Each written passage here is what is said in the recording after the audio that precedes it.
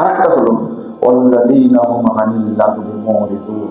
2 নম্বর, যারা খারাপ কাজ থেকে বিরত থাকে। খারাপ কাজ কি? মুমিনকে জিনিস খারাপ কাজ থেকে বিরত থাকা অর্থ হলো মাহমুমুল কলব।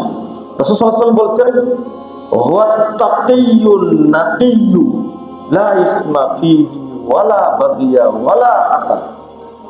এবার তো বিপদে পড়ে যাও। কে খারাপ কাজ করে না? 2 নম্বর গুণাবলী, যাবতীয় খারাপ কাজ থেকে বিরত রাখে নিজেকে। সে কে? আল্লাহ রাসূল সাল্লাল্লাহু আলাইহি ওয়াসাল্লাম বলেছে সে এমন মুত্তাকি, এমন স্বচ্ছ, লা ইসমা ফি, যার মধ্যে কোনো পাপ নেই, ওয়ালা বাগিয়া, কোনো অন্যায় নেই, ওয়ালা হাসাদ, যার মধ্যে কোনো হিংসা। এই ব্যক্তি হলো পাপ থেকে বিরত থাকে। আবার শোনেন, ওয়াত্তাকি, ওই ব্যক্তি এমন মুত্তাকি, অন্নাকিয়্যু, একেবারে স্বচ্ছ। তারপর আবার বলছেন লা ইসমা ফি, ওর মধ্যে কোনো পাপ নাই, ওয়ালা বাগিয়া, তার মধ্যে কোনো অন্যায় অবিচার নাই, ওয়ালা হাসাদ, তার মধ্যে কোনো হিংসা বিদ্বেষ নাই।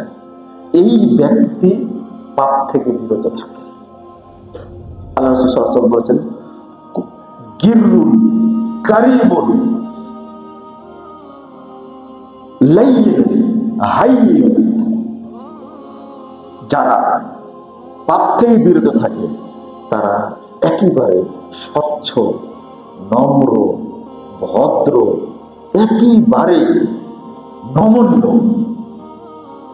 এই গুণটাকে আমাদের কারো মধ্যে আছে বলে মনে হয়?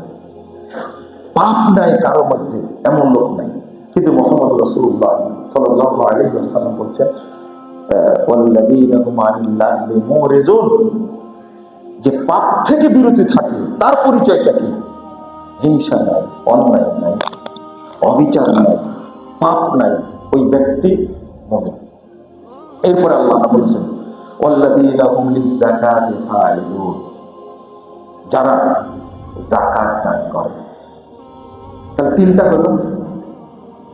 যাকাত দেওয়ার ব্যাপারে অনেক বর্ণনা আসছে, অনেক। সালাতের পাশাপাশি যাকাতের কথা আসছে, কিন্তু এখানে এখনো সালাতের কথা আল্লাহ বলছেন না, বলবেন একবারে শেষে গিয়ে। এরপরে ওয়াল্লাযীনা হুম লিফুরুজিহিম হাফিজুন, যারা লজ্জা স্থানকে হেফাজত করে। 4 নম্বর হলো যারা লজ্জা স্থানকে কি করে? হেফাজত করে। নাউযুবিল্লাহ, আল্লাহ যেন আমাদের হেফাজত করে। কারণ মানুষের জিনা এমন পর্যায়ে পৌঁছে গেছে, রাসূল সাল্লাল্লাহু আলাইহি ওয়াসাল্লাম কুতিবা আলা আদম নাসিবুহু মিনাজ জিনা মুদরিকুন যালিকা মুহালা, আদম সন্তানের উপরে জিনার ভার লিখিত আছে। সেই জিনা করার জন্য এতটাই আবেগপ্রবণ হবে। আল্লাহ রাসূল উদাহরণ দিয়ে বলছেন ফাআইনানি জিনাহুমা নাযর ওয়াল উযুনানি জিনাহুমা ইসতিমা, 2 চোখের জেনা হলো দেখা, 2 কানের জেনা হলো শোনা,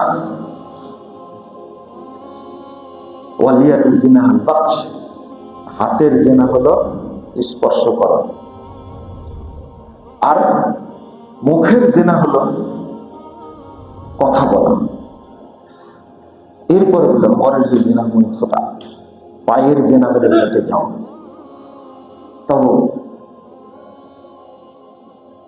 কোন খারাপ জিনিসের দিকে দৃষ্টিপাত করা যে চোখের জেনা, এটা সগীরা গুনাহ না কাবিরা গুনাহ? এটা হলো কাবিরা গুনাহ। জেনাও কিন্তু কাবিরা গুনাহ।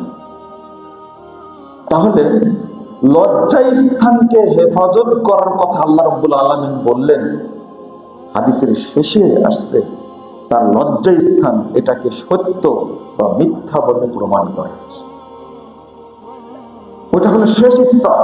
এই জন্য শেষেরটা বলছেন ওয়াল্লাযীনা হুম লিফুরুজিহিম হাফিজুন, যারা লজ্জাস্থানকে হেফাজত করে। 4 নম্বর গুণ, ওই ব্যক্তি হল মুমিন।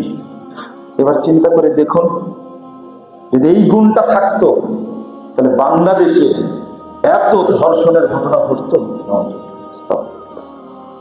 প্রত্যেকটা পরিবারে জেনা একটা মহামারী হিসাবে দেখা দিয়েছে।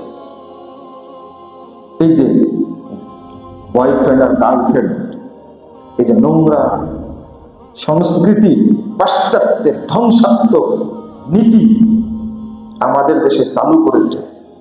বিয়ের আগে থেকে 4 বছর 5 বছর আগে থেকে সম্পর্ক, এরপরে বিয়ে, 3টা 2টা সন্তান হওয়ার পরে বিয়ে। এই যে কতটা যে বেরেল্লাপনা, গজবের পরিবার, একটা পরিবার জাহান্নামের কারখানায় পরিণত হয়েছে। যদি মুমিন হতে হয় তাকে লজ্জাস্থানে হেফাজত করতেই হবে।